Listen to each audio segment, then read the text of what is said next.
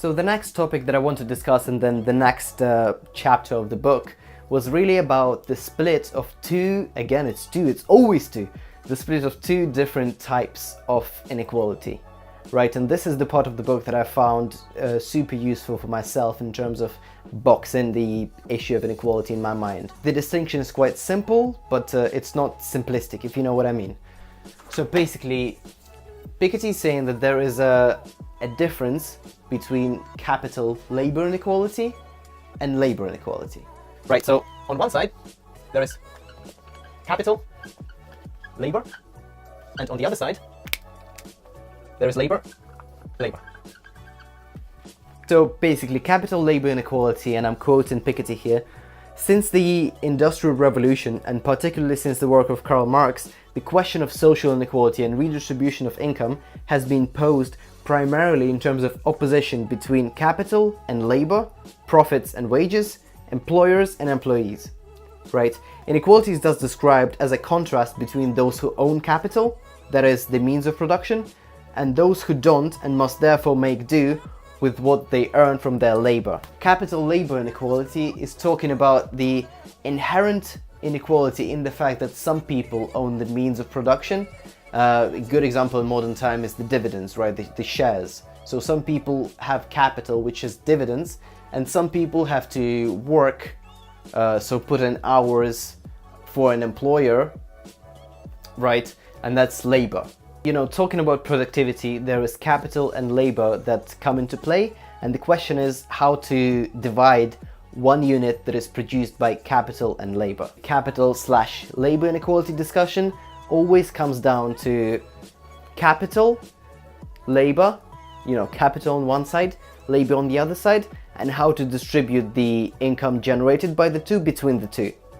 And it often, as I said, demonizes capital or disproportionate ownership of capital, and suggests that those who rely purely on labor are worse off in the long run.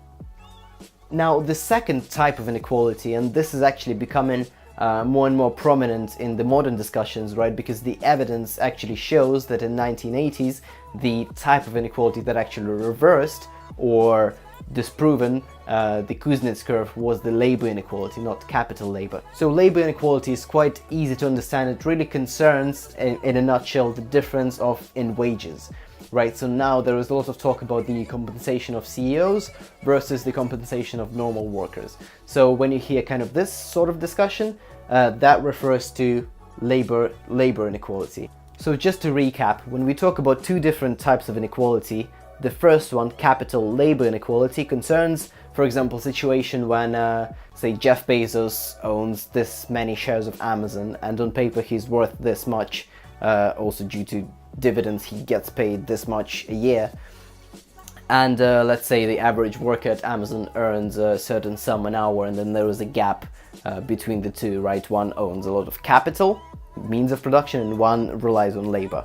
When we're talking labor to labor inequality, we're talking about Jeff Bezos and his compensation, his wage as a CEO, and the difference of that compared to the wage, let's say, of an average worker at Amazon, right? So those are two distinct views, and as I said, the latter one, the labor inequality, is really the one that's actually reversed and disproven the Kuznets curve, and the one that since 1980s has been quite under the spotlight. And that also, I think, is the one where the most interesting discussions in the book are actually coming in, and the most interesting solutions are also introduced. Just one thing that I found quite disappointing, or that didn't really make sense for me, is the fact that little attention was given or distributed to discrimination in the workplace.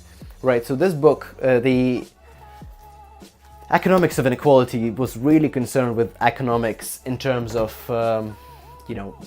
digging into income inequality and on an economic plane, what does that mean, right? So it wasn't talking about racial segregation, it wasn't talking about gender as much. It was really focusing on income inequality and different tools of facing it or studying it.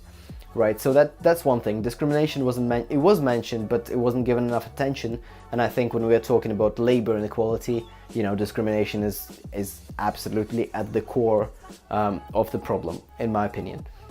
Now, another thing that the chapter on labor inequality was referring to was the idea that, and also I'm hearing this a lot, and I'm thinking about it quite a lot, and it's basically the fact that people have different value to the company. The reason why Jeff Bezos gets this much as a CEO is because he's this much more productive, and there is this much more return on investment compared to, for example, an average Amazon worker that gets this much or this salary per hour. And interestingly, Piketty then goes on to disprove this theory, right, and to actually question the fact that wait, it doesn't really only depend on productivity and how much output one person is producing for the company or for different companies, right? This is really not at the core of why they are paid an equal amount.